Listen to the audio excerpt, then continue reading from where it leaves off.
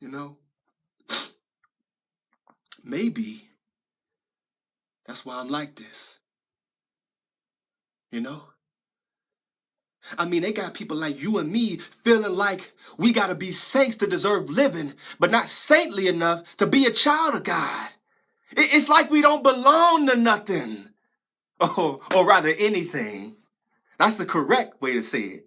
Right, Cecil? Anything, because if I master the language, if I learn to speak right and dress right, and smile the right amount of times for their comfort, then maybe, just maybe, they'll see through my record, through my skin color, through my lack of education, and see my motherfucking redemption, my humanity, my perseverance, in spite of my lack of access to good schooling. See, I've been trying to learn these phrases that you tell me will make me seem more presentable, more qualified, more learned.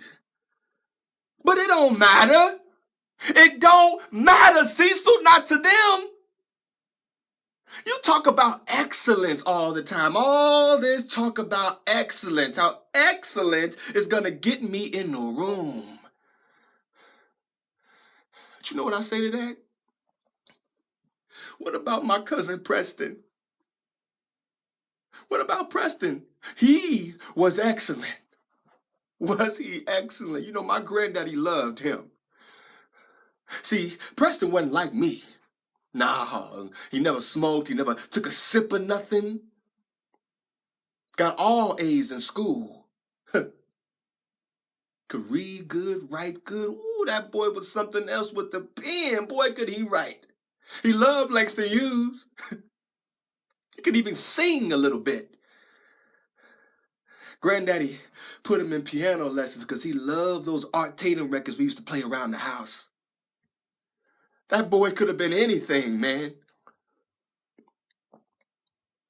And they shot him. He was excellent, but they shot him. Never roughed nobody up. Never even raised his voice. Never did none of the shit I do that they use as an excuse to kill us. But somehow he was the one that caught a bullet. For the same reason I went to prison. Being black at the wrong time. You know, Granddaddy was never the same after that.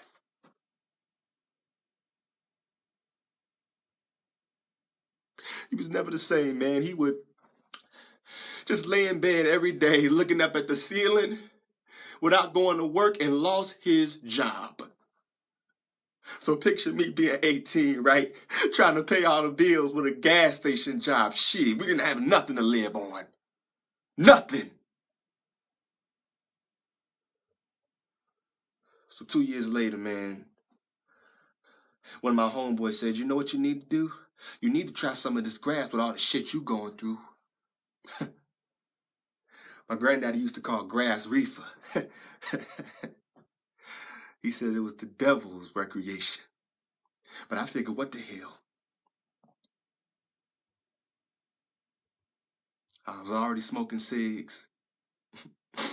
So I stepped out of Jennifer's party, man, and I got in this dude's whip, and I tried a little reefer. And I'll never forget the way it made me feel, you know?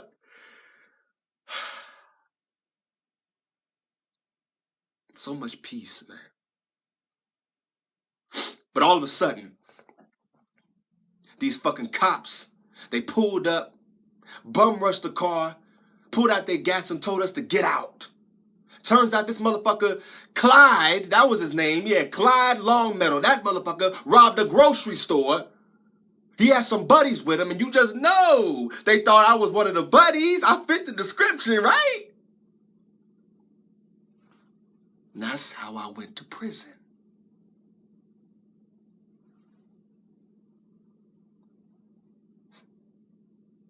When I got out,